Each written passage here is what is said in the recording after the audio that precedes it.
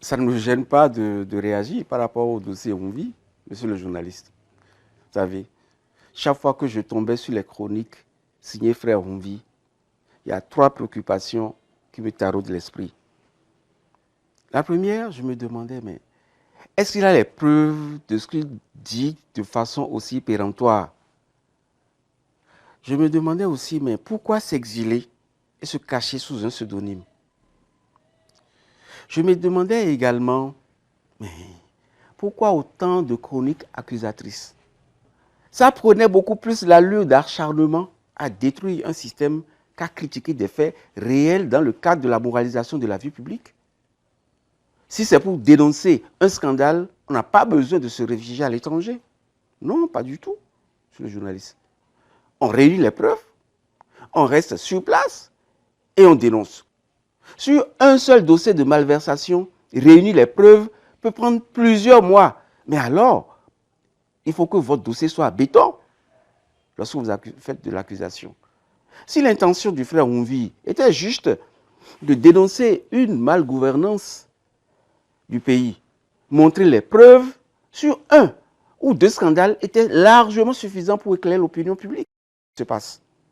Mais des centaines de chroniques aussi accusatrices, cela apparaissait à la fin comme un acharnement contre le régime en place. En somme, ça donnait le sentiment qu'il faisait de l'activisme politique, dont l'objectif, évidemment, est de décrédibiliser les autorités en place et montrer qu'elles ne font rien de bon. Vous savez, sous le régime du président général Mathieu Kérékou, j'avais fait des dénonciations. J'avais dénoncé plusieurs scandales alors que je n'étais qu'un citoyen lambda. Je n'étais pas député. Je m'étais même permis de dénoncer sous forme de livres.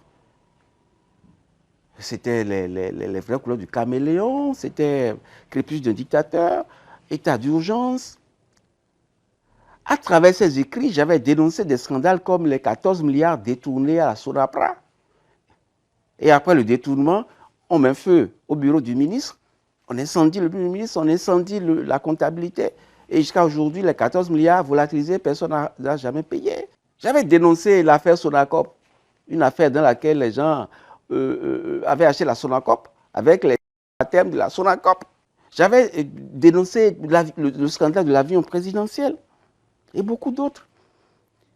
Et récemment, sous le règne du président Yahi Boni, j'avais dénoncé le dossier Sensad, l'affaire Sensad, 70 milliards de pillés. C'est dans ce scandale qu'on avait parlé des imperméables achetés à 90 000 francs, des gants à 70 000. On en a profité pour distribuer, pour découper et distribuer les parcelles de l'État au bord de la mer, Villa Sensad. Les gens n'ont pas acheté les parcelles, hein.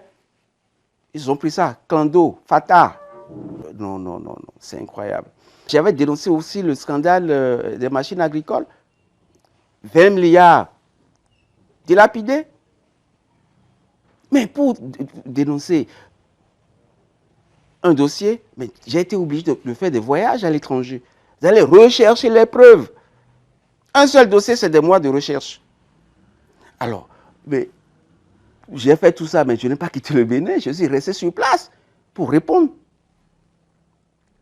Comme le cas de Onvi, lorsqu'un citoyen arrive à dénoncer autant de faits par mois qu'il considère comme scandale, vous comprenez donc pourquoi je m'interrogeais sur la sincérité du contenu, sur le journaliste. L'affaire étant au niveau de la justice, je ne dirai pas plus. Je ferai juste observer que le frère a l'occasion d'apporter les preuves de ces accusations répétées pour montrer sa crédibilité, monsieur le journaliste.